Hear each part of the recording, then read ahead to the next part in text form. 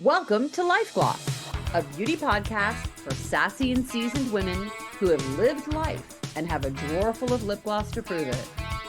And then Hillary and I met soon after I was out of college. So we got a lot of history here. We've all known each other since we were children. Yeah, It's yesterday, right? Yesterday. well, it's so nice to hear you say that, Anne, because Susan and I are reiterating often how long this love affair has gone on between us, and we've seen each other through. We've moved, we've had relationships with business and personally, and we've gone through so much together. It feels like we're sisters, and I don't remember the day we met. I don't remember not knowing Susan, and Yeah. it's lovely when someone else can look at our bios and look at our lives and say, wow, there are so many common threads, but you've There really taken are. such different paths, and here we are. Mhm. It's Here we are. beautiful. And I love what you're doing with this good. Oh, podcast series. I listened to several of them, and what is so interesting and wonderful about them is they're all unique, one from the other, and have, very specific information, style, but mainly it's all focused around, I think, what makes women beautiful, both inside and out. And I Yes. love that. Yeah. It's just it's the complete picture of when I Good. think of beauty, I always think of, beauty outside, beauty inside. Right, right. Well, I'm really glad that comes across Mhm, because it does. that's something that Hillary and I wanted to focus on in this Mhm, podcast was really, the 40 plus woman, mhm, really, 50 plus woman, 70, right, 80 plus. I mean, we have everybody from my mom who's, 87 at the end of this year down, listening to us. So right. yeah, it's really nice that you pick up on that message that we're not Mhm, just talking about one thing, but we're talking about the internal, the external. And that's why this episode is going to be so mhm, important to us because it'll be almost a year. Actually, what is it, 2 weeks, Hill? It's a Mhm. year we've done We're this. coming up on our anniversary. You're going to be our anniversary oh You're episode. going my to be our goodness. anniversary episode, Yes. which is so apropos Mhm. because we're really talking. The whole year has been, if anybody Mhm, really listens closely, like you have, not just outer, but inner. We always try to mhm, balance the two. right.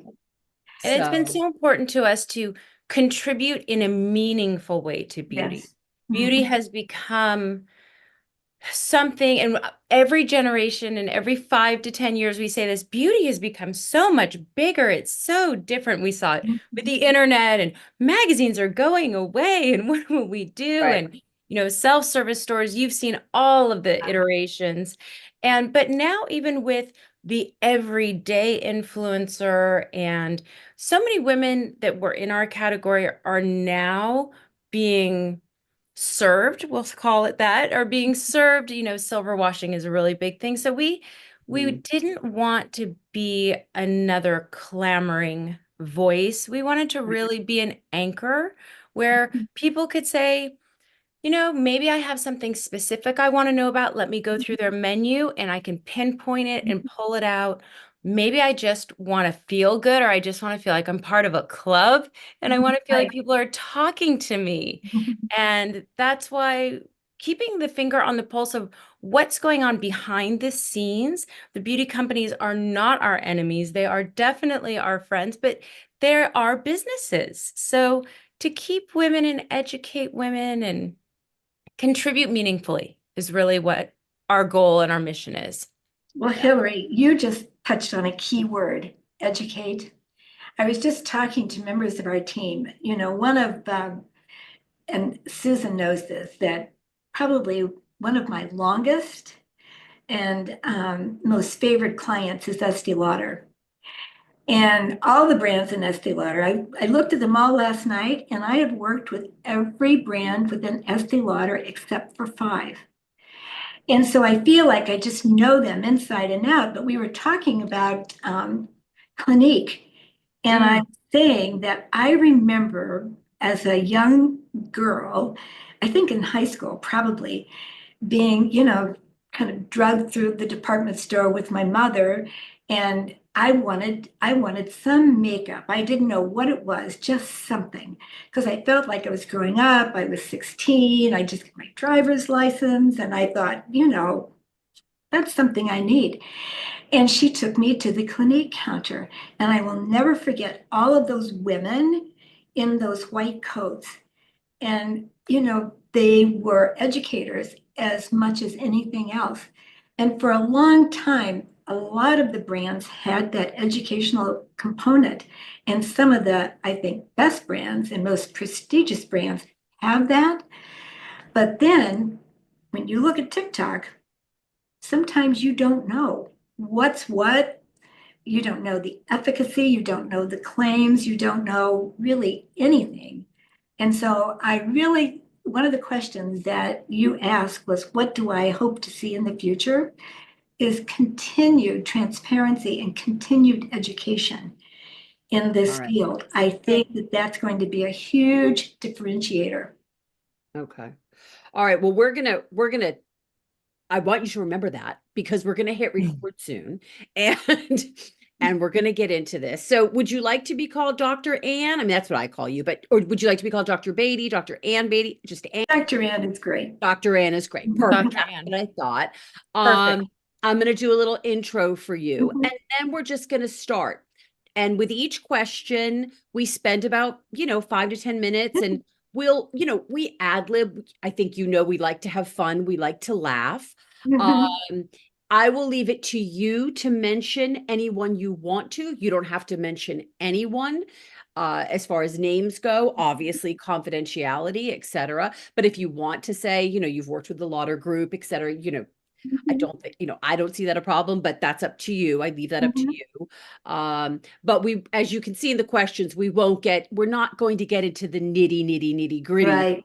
We're going to keep it flowing with more about how women think about beauty and the industry, the psychology of beauty, and that's what it is. So, okay, are we ready? Do you have any questions for us before we start?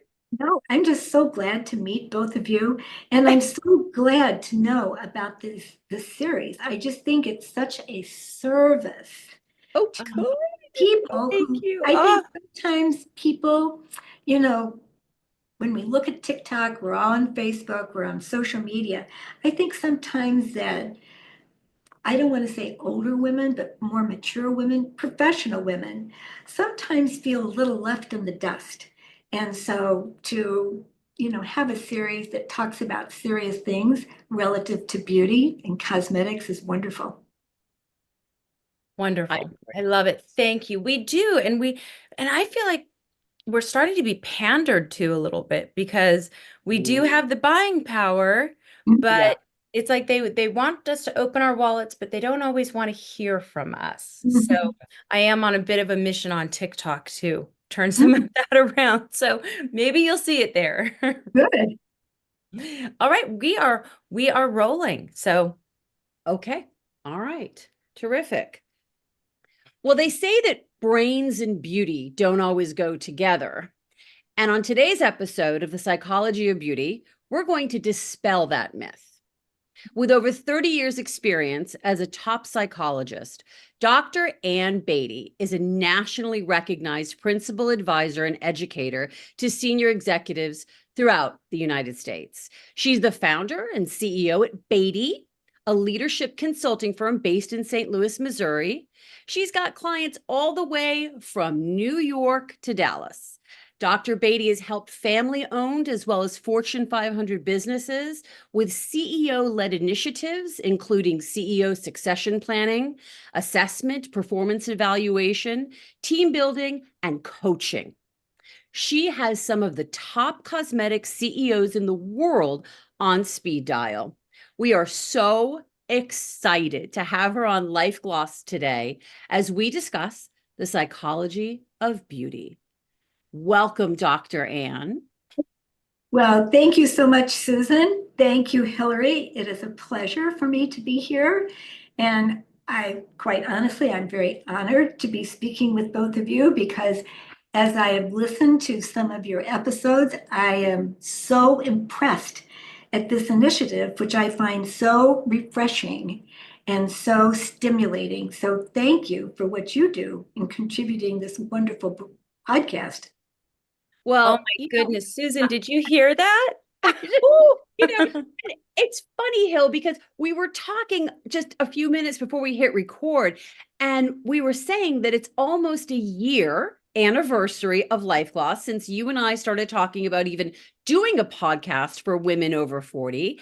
And the fact that we were able to get Dr. Ann to come on to celebrate the year is so perfect, because we've always not just talked about tips and trends and outer beauty and ways to make you look younger and blah, blah, blah. We've always tried to tie in the psychology behind it, the beauty within, the how do you feel about yourself. So that message has rung true through almost 4 seasons. I think we're in our 4th season now, almost 40 episodes in after a year. So how perfect to have Dr. Ann here today.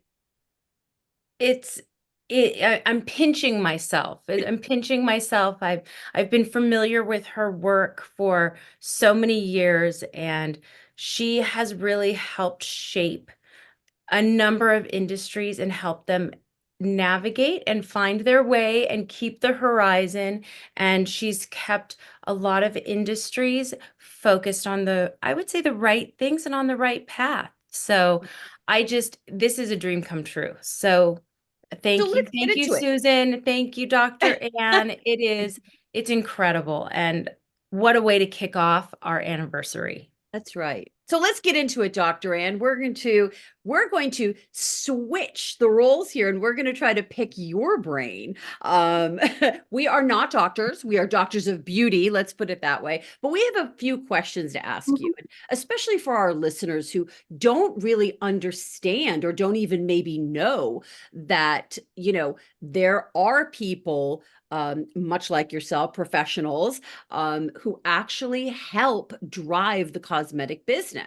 So, I think we talked in the intro here about all the companies you've worked with, et cetera, and I'm going to let you talk in a minute about that. But, how and why did you branch out into the world of cosmetic companies through psychology?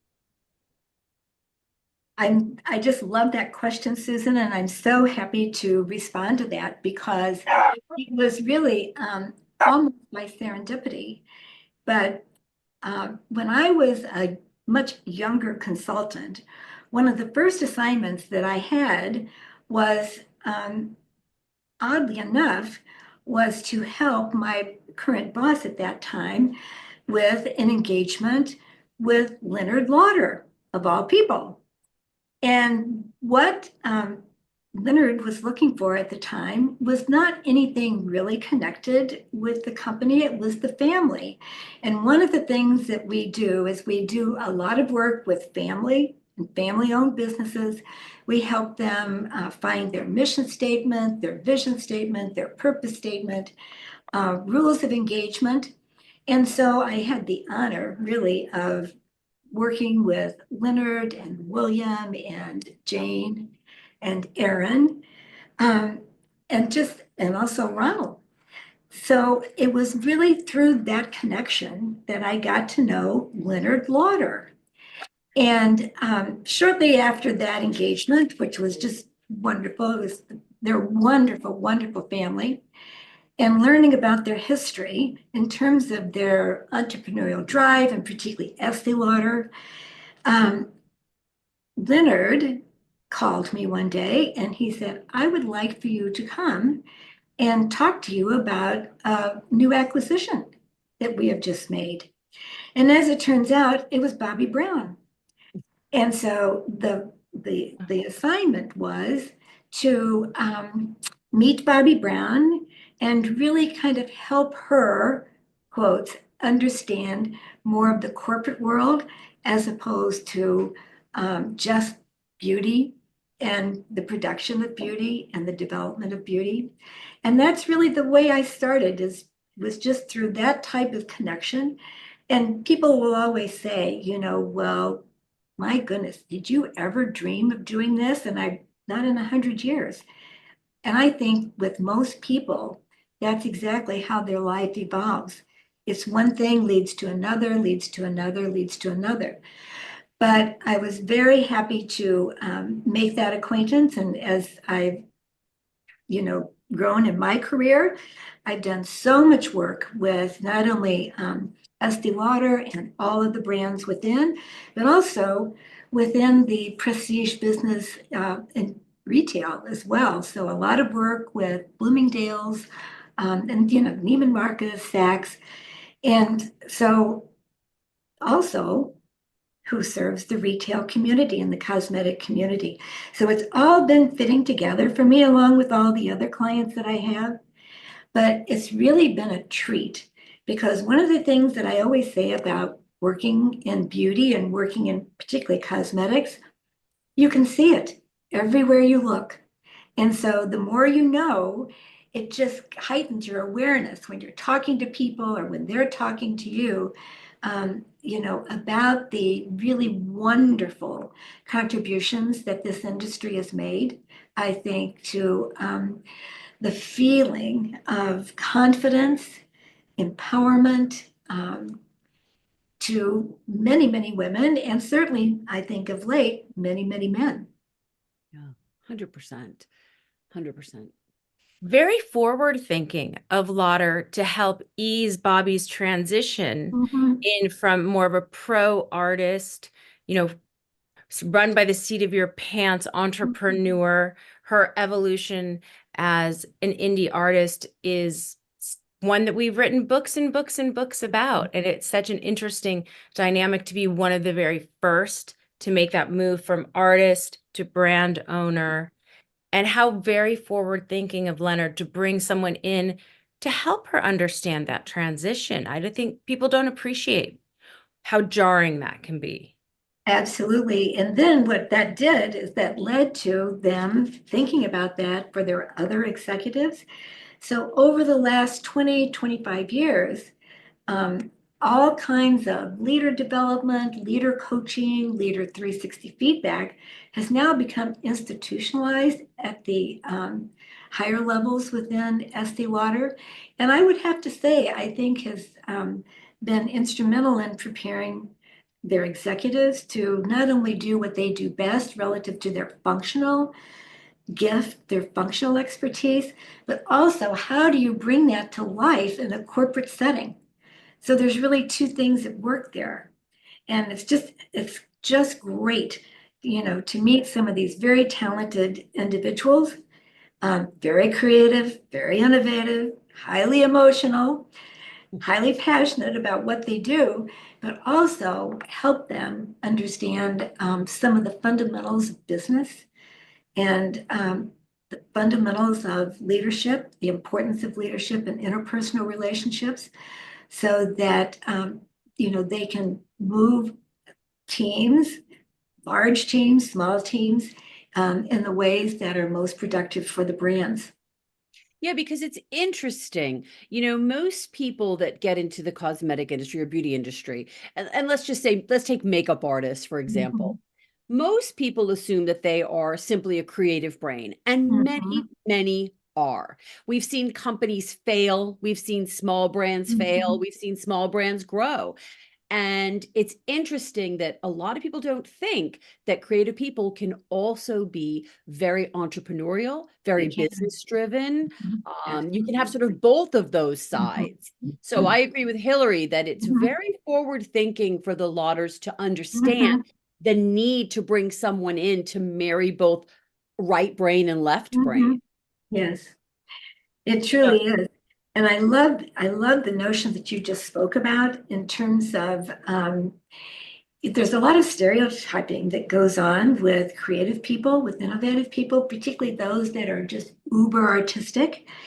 And so it would be short-sighted for any company, any organization, not to, I think, help them develop, I always say, add to their toolbox of leadership skills, to help them, always be better, do better, and bring people along. Because in these big companies, you always have to have talent developing below you. so that, as there is attrition, you always have somebody ready. But it's very, very interesting. One of the things that Fabrizio Freda said often when he came to Estee Lauder as their new CEO, he talked about many of these creative individuals as heroes and heroes of the company. And so how do we take these heroes and work with them and develop them in a way that their gifts are not just so specific, but more generalized across the different brands and the whole company for that matter. And so now they talk, instead about people being heroes, they now talk about hero products. And those are the ones that are, selling hot trends, selling the most at the moment. But it was really interesting how he moved from the reference from a person to now to products. Yeah. And I personally, I know Hillary agrees with me because we just talked about this the other day. I don't think you can have a hero product without a hero person. That's right.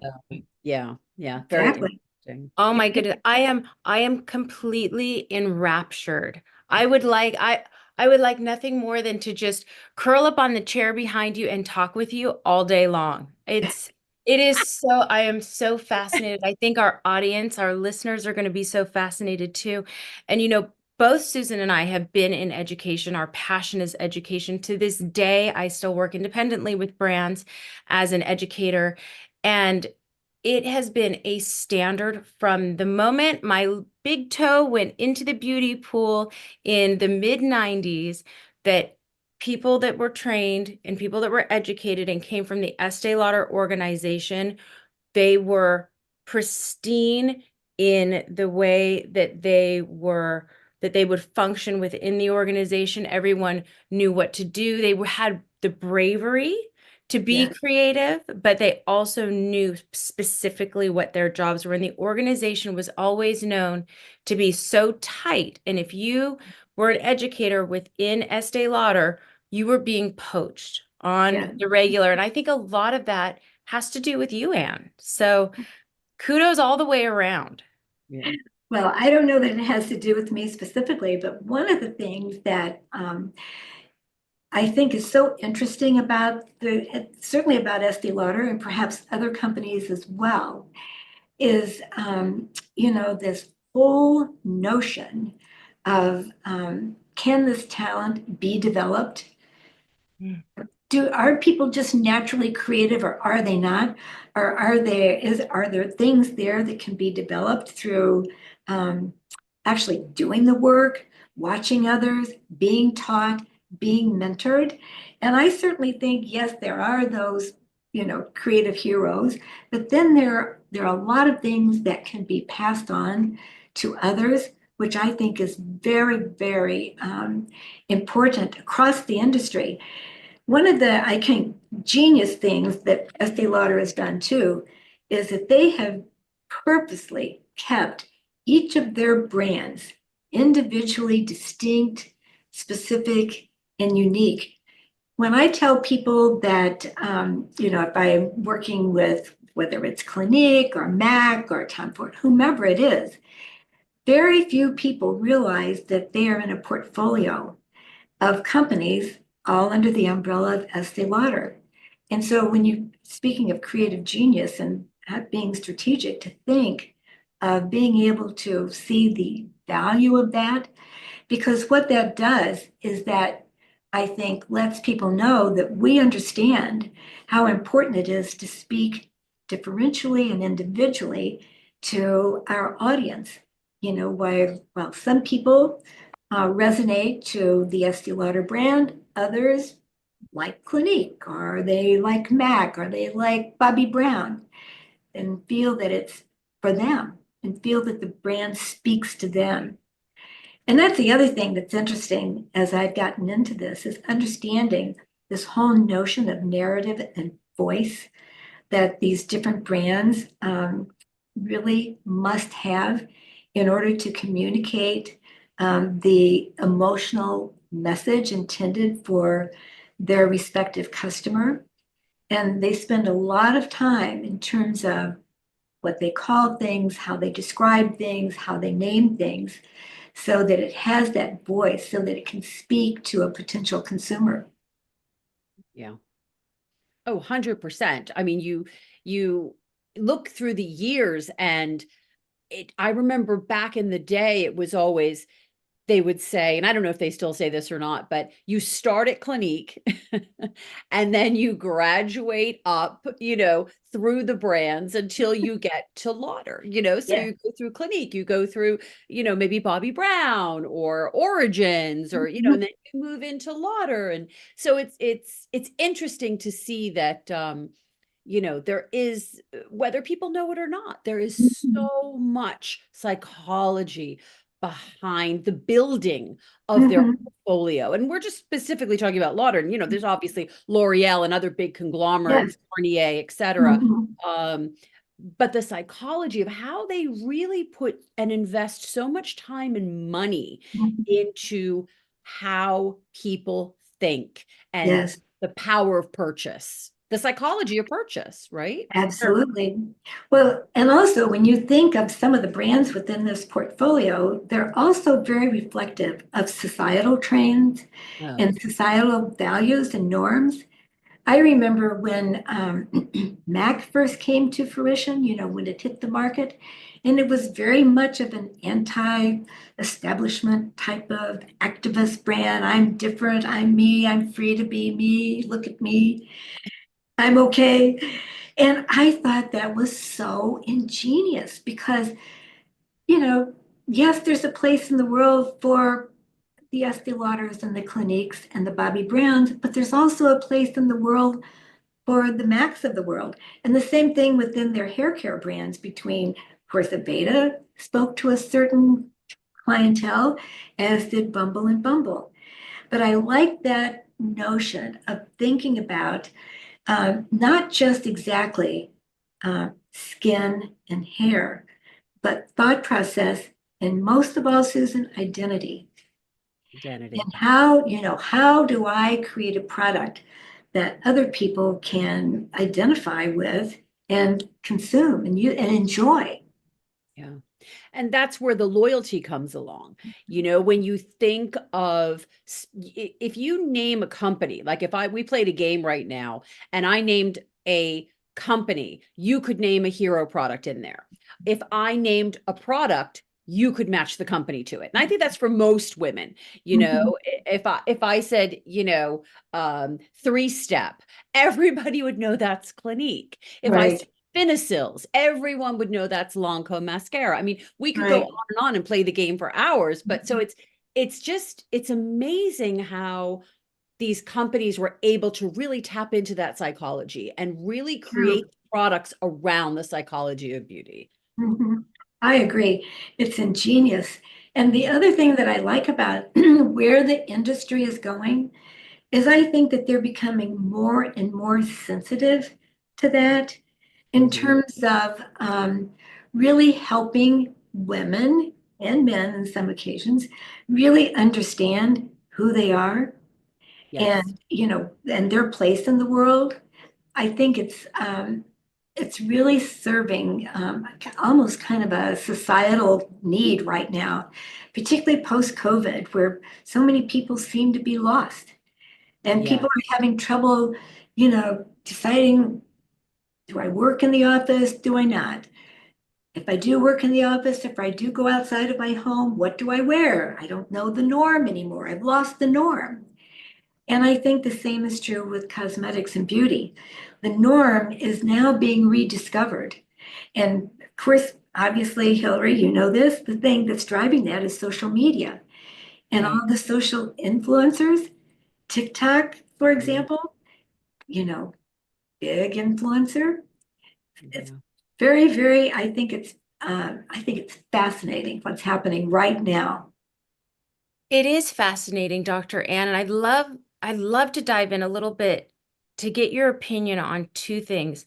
You mentioned talking about fostering creativity within the organizations and teaching and passing that on and, inspiring the group to rise as others grow. And the first part of the question, I would say, is so many of the brand founders that were individual artists, there Yeah. was a lot of glory in that, sometimes a lot of narcissism in that. How did you work with teaching someone to share? Obviously, everybody is a very multifaceted person.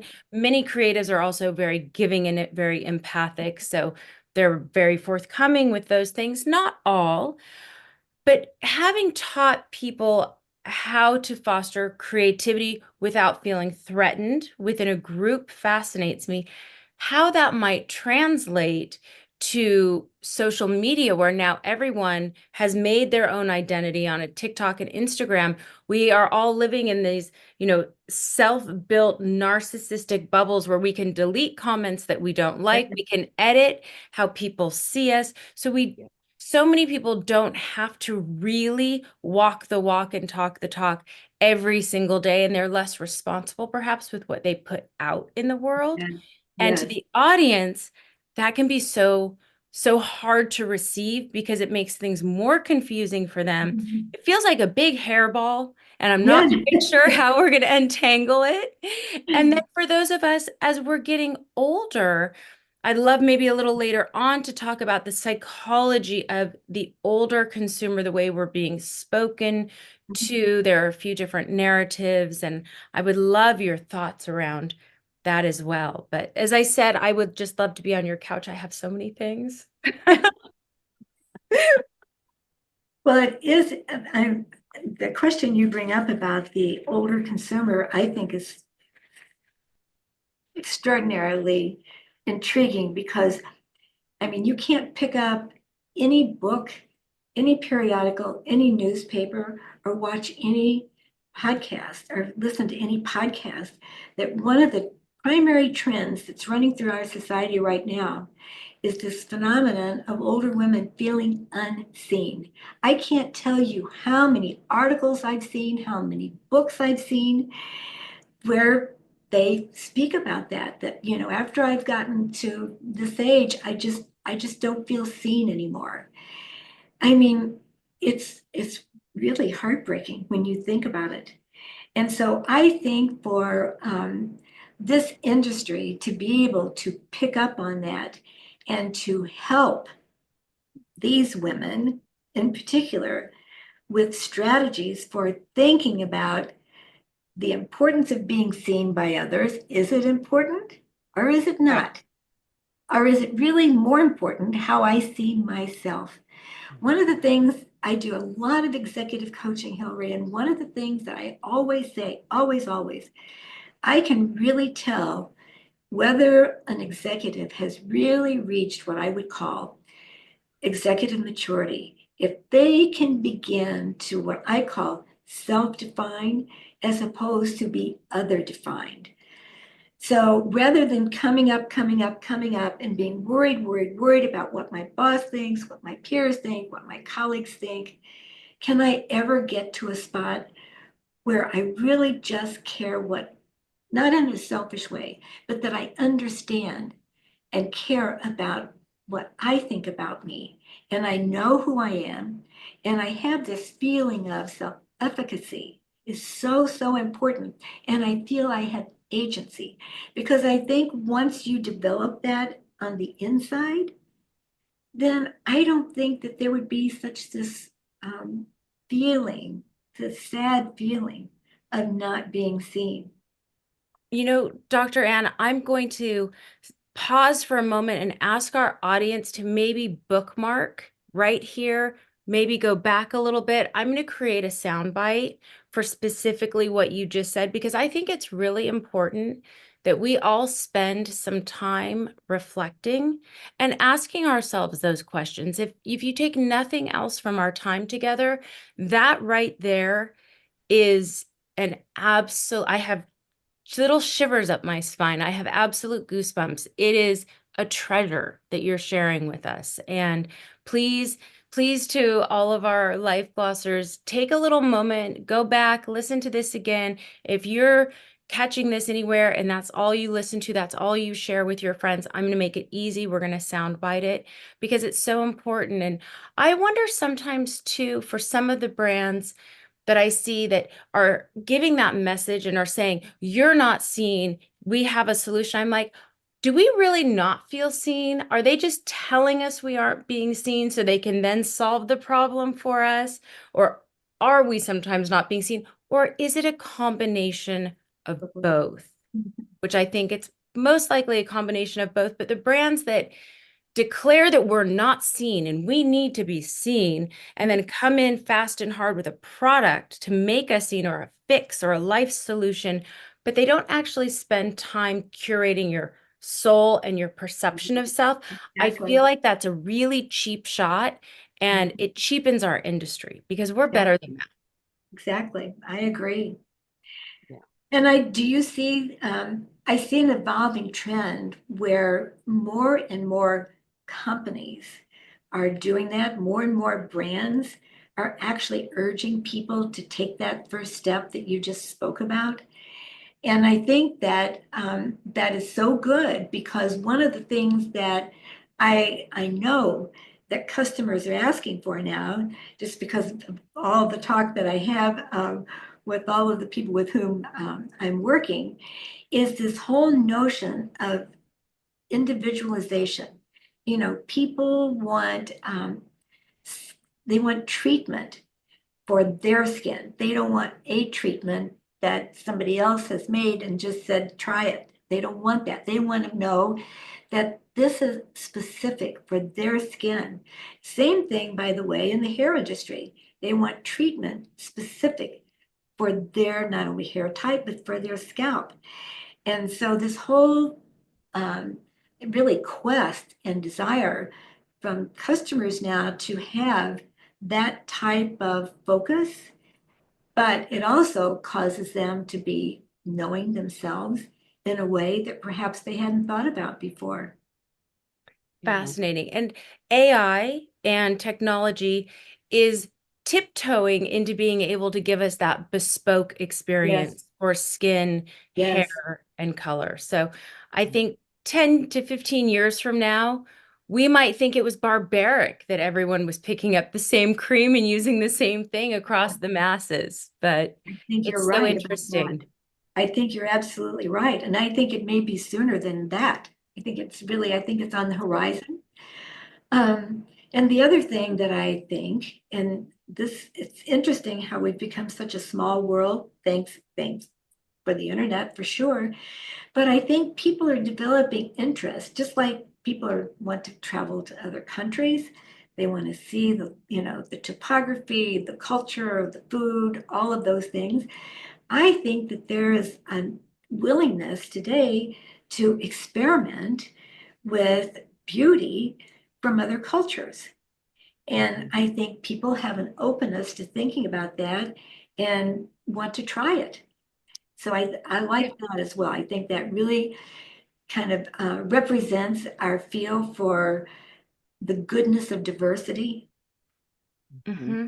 Yeah, I was going to say, it seems that, the companies that we're seeing now really have a twofold that they've got to take on when we're talking about the psychology of beauty. And it's not just the maturing customer, No.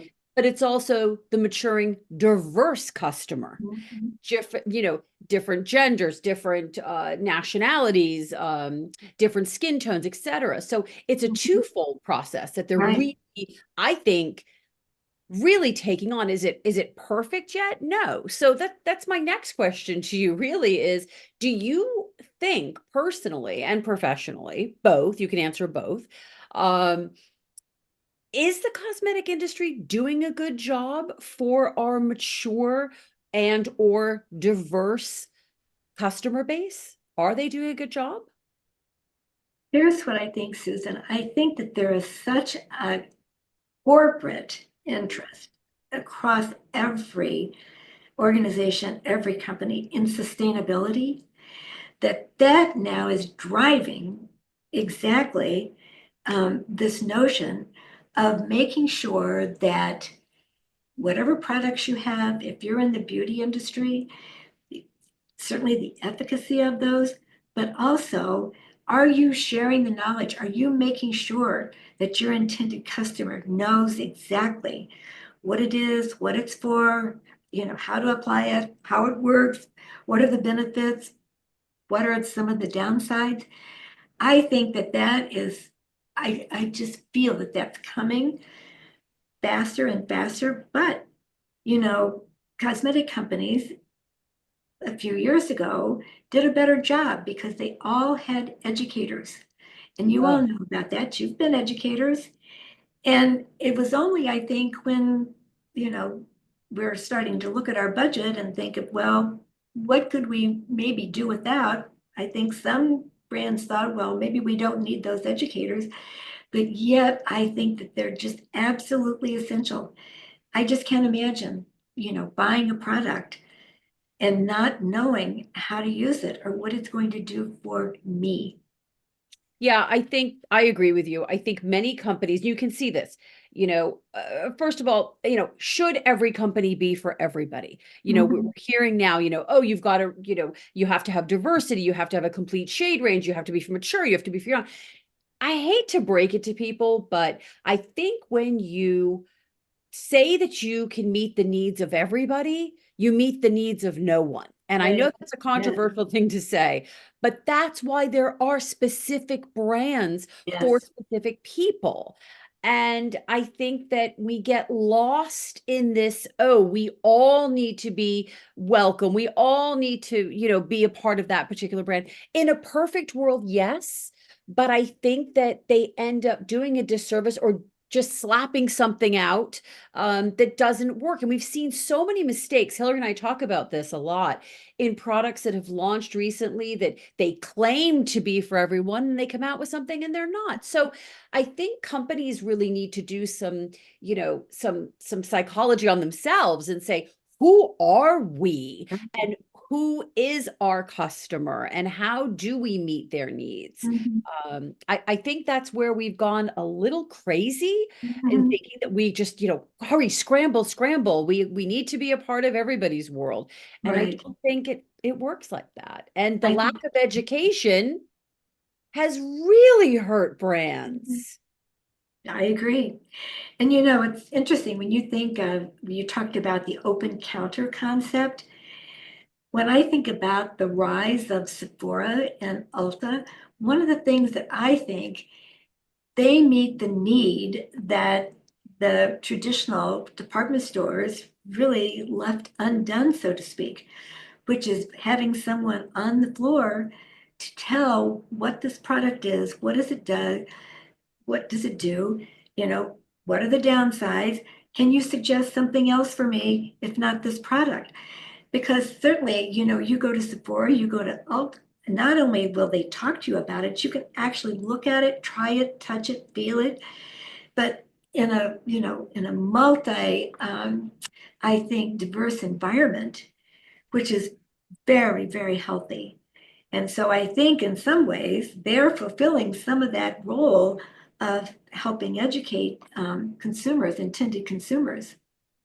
They Yeah. are. And the fact that education has come up over and over again surprises and delights me.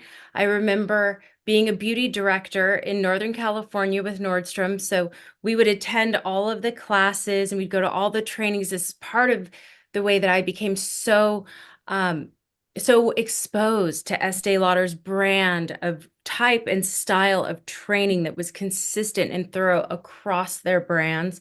And of course, I was had the good fortune of being trained and educated by all the top brands in that capacity. But Nordstrom eliminated the beauty director position. I remember the day we all were laid off and moved around in the country, in the company, and given options to do other things.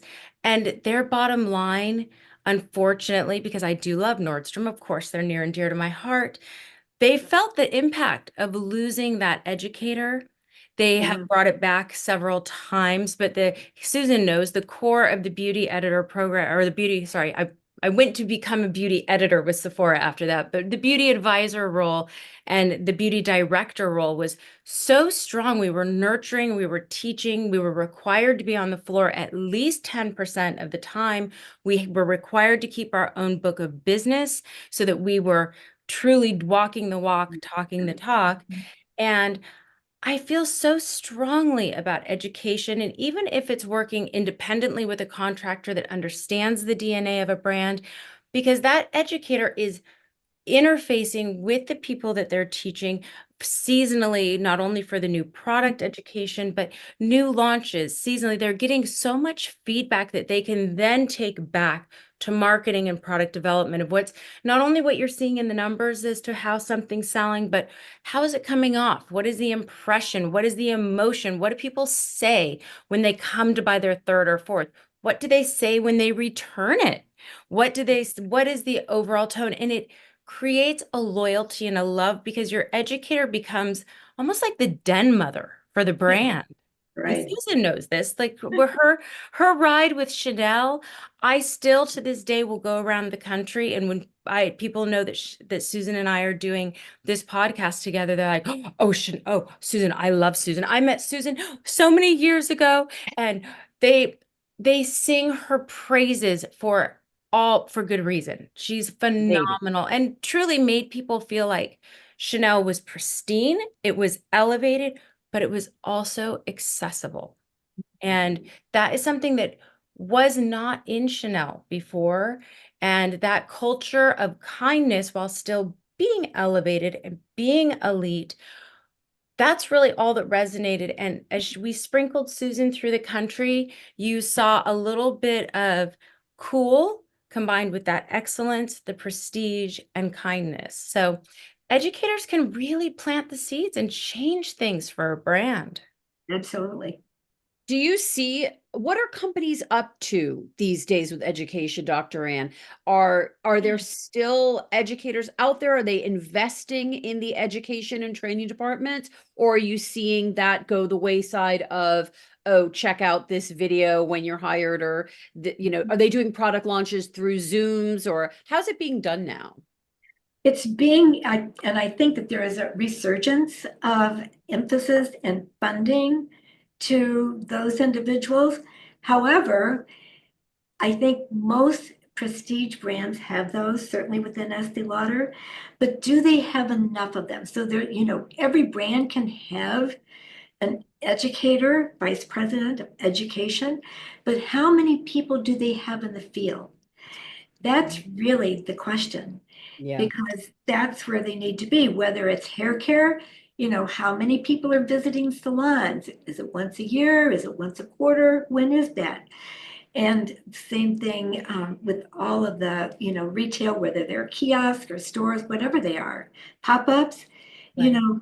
are they getting out and about and really talking, you know, person to person to the consumer? So I think the intention is there. They know the importance of it, and so it's happening. But to what degree, of course, then they're trying very, very hard. I do know that to, make sure that we can get as much education in the field as possible. That's great. It's Well, that's important to touch people, Yeah. and it Well, makes a difference. well, that was the whole genesis of Estee Lauder. You remember when she developed her cream in the trunk of her car and then would go to the salons and she would sit with women who are captured under the hair dryer and rub cream on their skin. I mean, that was the genesis of the counter beauty advisor. And I wish they still had a lot of those. Yeah, you bring up that just reminded me of something. It's as we're talking about this whole psychology of beauty in the mind, right? And what's presented and how we process and whatnot. It's the human touch, Yes.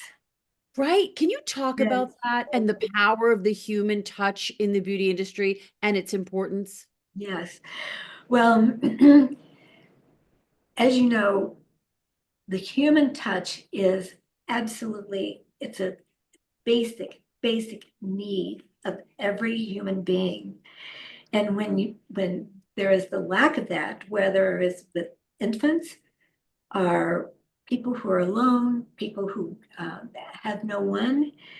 There was even a term coined about skin hunger, that when you're alone and no one touches you, that you have this phenomenon that you want people to touch you, to caress you, to feel your hands, to feel your skin. And that's, I think, so important for the beauty industry to understand that basic need that people have is to be touched. And so, however we can do that, whether there are people in our environment with us, or whether there's all kinds of other ways that you can do that, just like anytime you buy products these days, beauty products, you always get samples. Thank you. So that you can try them.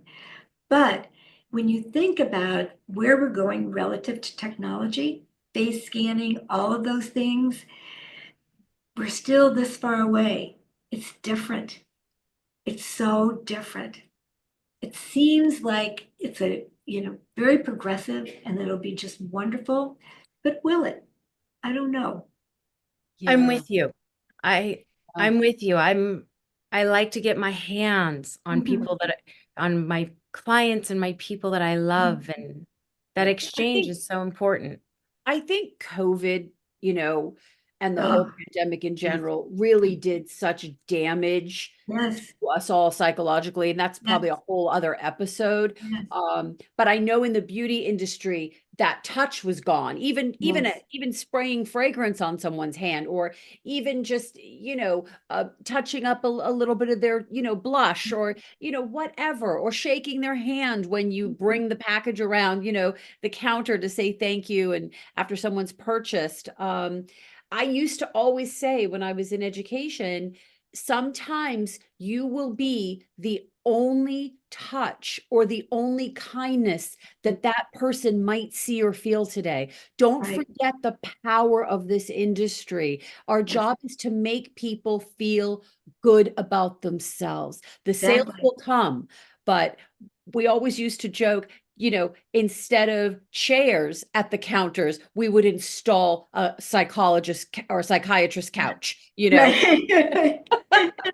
It's true. That's Susan, true. what you said is so true. I recently got back from Canada. I was there doing a training, and I couldn't help but notice that there was a significant portion of the room that is trained with me a few times, and they, embraced me and hugged me, and Hillary, hello, how are you?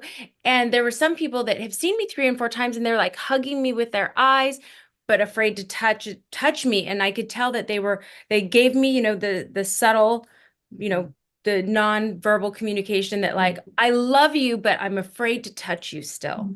And Yeah. there's still a lot of fear out there. People are Yes. a little afraid of touch, which Mhm. makes perfect sense. Everyone's wired differently, but you can see some people are so hungry for it. Other people are hungry for it, but they're still afraid of it. And it just It's breaks my true. heart to see. Well, this industry is such a multi-sensual business. That's one of the things that makes it so dramatic and so emotional and so explosive. It's all of that sensuousness in it. Um, and Susan, I think you and I've talked about this before, in former days, pre-COVID, you would go to Bloomingdale's on the first floor where all the cosmetics were, and it was like theater. The energy was unbelievable. There was, people trying on makeup, people spraying fragrance, people talking to other people. Well, what do you think? How does this look? And other people saying, well, how does it make you feel? It was just such a wonderful, wonderful experience, which I think really is a testament to exactly what we've been talking about, that it is important as much as we can to always reach out, and we can do that through this industry in a way that people want us to, and certainly is very acceptable. But then, we do have that kind of remnant from COVID that makes some people still, I don't know. And then they went ahead and did something really stupid, in my opinion, to put it very bluntly. so many of the retailers, and this was pre-COVID, went and put the cosmetic departments in the basement. They Yes, took them, you know who I'm talking about. I They do. took them off the first floor and stuck them in the basement. And Yeah. I'll never forget saying to a CEO of a company I was with at the time, I said, in passing, I said, well, that's the dumbest thing I've ever heard of. And, Absolutely. I mean, uh, right? It just went against everything like we Everything. stood for. Yes, Has it absolutely. changed? I haven't noticed. Is anybody back? I feel like Saks in New York City. I was just there recently. They're upstairs. Right. So is Yeah. same thing in Nordstrom. It's upstairs. Yeah. Wild. What are they thinking, Dr. And are they not calling you and saying, no, no, no, no, no. No. We need to be right on the first floor. The Yeah. ambassadors of the store was always cosmetics. We welcome you. It's beauty. It feels good. Come on in. Now they're going up on the second floor. Take an elevator up to get a lip gloss. Go downstairs. It makes me crazy. Makes me I think that there is a financial reason for that, Susan. I well, think that the obviously. Yeah. vendor who is willing to pay for the space, Yeah. Mm. that goes to the highest bidder, but it makes no sense. And it also seems short-term to me. Very, Mhm. but in your words, and as my husband always says, follow the dollars. There's a reason Yeah. why Right. you know him, but there's Yeah. there's a reason why these decisions are Mhm. made, and it always comes back to the almighty dollar. But Right. sometimes I think in our industry we shoot Mhm. ourselves in the foot with Yeah, stuff like that. So absolutely. yeah. Just the charm of popping in for a lipstick and smelling a scent on your way out. You could literally be walking back from lunch. You could have your taxi could still be rolling and you could run in, grab your thing and meet it at the light by the time it got there in New York City traffic. It was easy to run in and replenish if you needed to. Say hi to your counter friends and get a sample of what was new. And it was joyful to walk into the first floor and see beauty. Yeah. It feels walking into the shoe department, and I love my shoes, don't get me wrong, but walking into the shoe department is so somber in Yeah. comparison. There too. And we've talked a lot about the brick and mortar because I think we're all of the age where brick and mortar was king. But really quickly before I know Hillary has a personal question for you, our next question, but the psychology behind purchasing online. I was part of that. I remember being part of the teams where product actually went on the internet for sale. I Right. remember all this. And everyone had a psychological opinion about that. No one's going to buy fragrance online. No one's going to buy makeup online. Why should we even do this? This is crazy. Hillary has a huge history in this with Sephora, and she helped facilitate all that too. So, what's your take on that, Dr. And do you feel now it's all kind of sorted itself out? And are people simply, replenishing online and still going into the brick and mortars? Or are you just seeing because of Amazon, I can have it here and I can have it sent back the same day? Like, how is that I all? think for right now, it is absolutely replenishment because, Estee Lauder is just now embarking upon launching their storefronts on Amazon, and they're being very wildly successful. And Yes. of course, there are some products that they're promoting, but it's mainly replenishment.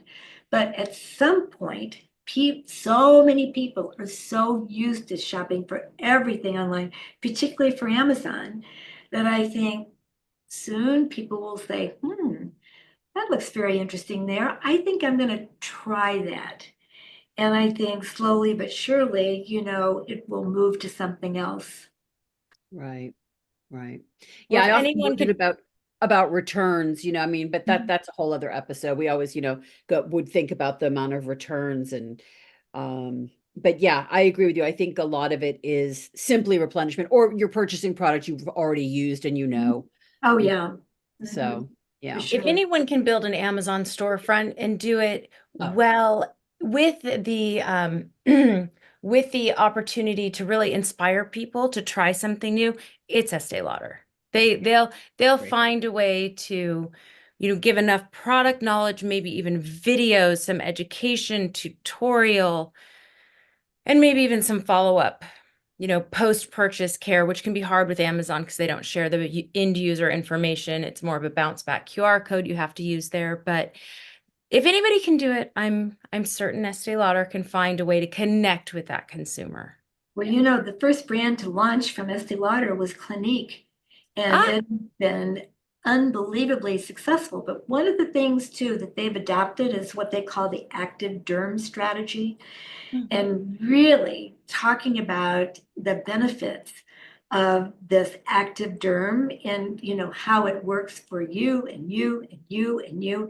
And it's one of the things that really I think is helping create that specificity and that individual personalization that customers are looking for. But I agree. If anyone can do it, it'll certainly be them. that's incredible. I Mhm. do have a personal question for you, Sure. Dr. Ann. Um, So you obviously were looking at you, and I've been admiring your skin, your hair, your brows are perfection. It's not easy to have, warmth in the hair and to find a brow that is just the perfect tawny without being too gray, without being too orange or too brassy. And with all of your years in the industry, I know we know you have anything at your fingertips. But what are some of your favorite products and brands that you personally use and relate to? You obviously love beauty and enjoy a healthy lifestyle. So, what beauty tips can you share with us?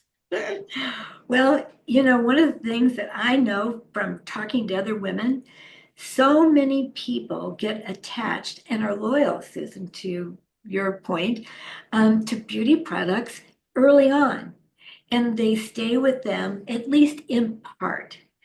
And so I had mentioned that I remember when my mother took me to a department store and she took me to the Clinique counter. Well, I still use Moisture Surge. I love Moisture Surge and some of their other products. But then as I got older, and particularly when I started working in the industry, I learned, and Susan, you may remember this little company called Cradle Holdings and Erno Laszlo products that were founded, and they had this one product called Timeless Skin. Mm. And I've used it at that time, and this has been like 20, probably 22, 3 years ago. And they used to have it at Barney's. And I just feel that I can't go out of the house without Timeless Skin to this day. But then I use a lot of Estee Lauder products. I love La Mer. I love Estee Lauder. And they're all just great products. And I do like Bobbi Brown makeup. I like some MAC makeup. But I'm very particular about the quality, and I'm very reluctant to try just anything that I see that looks so cute and tricky and great design, great little, wonderful color packaging. I'm very traditional in that way. I really kind of like to stick to the tried and true. Right. Tell us what lipstick shade you're wearing. Mhm. You know what this is? This is Tom Ford. Oh, I love Tom Ford lipstick. We That love Tom Ford. I love Tom Ford. All of the eyeshadow Mhm. Uh, and the brow makeup is Tom Ford. Tom Ford. It's great. Beautiful. It's Mhm. great. Do you know what shade it is for anyone who's watching I'm the video? taking notes. We're Yeah, going they to take might. We notes. we want to put it in the show notes because your makeup looks so beautiful today. So pretty. Someone might want to ask what exact shade you have. Do you know? Wild ginger. Wild Oh, ginger. Yes. wild ginger lip. And the reason for it is I love red. I have red fingernails, red toenails, red Yeah. lipstick, but wild ginger has just a little bit of like an orange melon that I Yeah. think with this hair somehow is better than some of the true reds. But I love Yeah. that wild ginger. It brightens you. I love it. Mhm. I love it on you. Perfect shade. Look at you go. See, and we have a little makeup artist in there because she's talking about undertones and true reds and He orange. knows. With all of your He time knows. in beauty and all the conversations you've had across brands, I mean, I think that you could be educating in color theory and brand and in just outside of, the psychology and the Oh, coaching and the education. She's got more going on with beauty than she may get credit for. the psychology of color. Now, Mhm. there's a class I'd like to teach. Can we There come is. back and maybe do an episode on the psychology of color if we can steal Boy, time in 2025, maybe? yes, that is a great subject because I think that most people, they don't understand that when they see something they like color-wise, may not be the best for them. And so they buy it and then they're sad about that and they regret their purchase. Yeah. Oh, we're going to do that. We're I going to have love it. you on, Dr. Ann, and we're going to do That's a right. class on that for That's sure. good. Did you 'Cause notice my cheap trick to get a second date work? I know. Hillary, you're so Thank easy you. that Thank way. you, Dr. Ann. We haven't gotten enough of you, and you've been I so generous with your time today. really have. Um, our final question, Dr. Ann, because as you know, Hillary is going to chain you and keep you here for the next 10 hours, but we do have to wrap up because I know you have a busy day. And it's $1 million question. It's a crystal ball question. And it's a question that probably a lot of our listeners know we're going to ask you now. From a psychologist's point of view, where would you like to see the cosmetic and beauty industry grow in the next 20 years? What would you like to see happen? I would like to see it grow in a multi-dimensional way that always pays attention to, the basics of health, and wellness, spirituality, which is certainly part of that, as well as the personal aesthetic. And I also think to grow in a way that embraces minimalism in terms of simple but truthful is very important. And that doesn't always happen in this industry. We don't sometimes know what is true and what is not.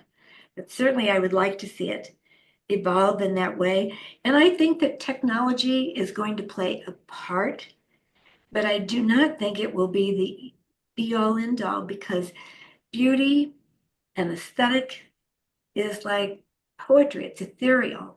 And I think can only be communicated person to person. Beautiful.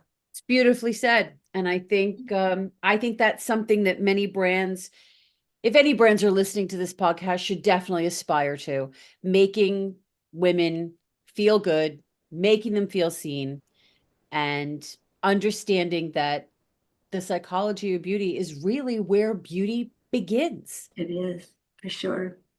Yeah. Well, thank you, Thank Dr. you. Ann. I So mean, thank you both. you will be back because because And we we will have to have you. forward all of the requests. I'm certain that people will be banging on our doors to know how they can get more of you. So we will forward them to your resources, and we will also start taking little lists of questions if people have them as well. Love And I know that. that some people may want to be able to find you Yes. and your business. So we will be putting all that in the show notes that they can find on our website. Great. We'll be posting this on Instagram as well as TikTok. And everywhere that you can find Life Gloss, you'll be able to find Beatty. Thank you so much, Susan. Thank you, Hillary. Thank you. Such a It's been my pleasure. pleasure. It's been Oh my, my goodness. Thank thank you. you. Thank you.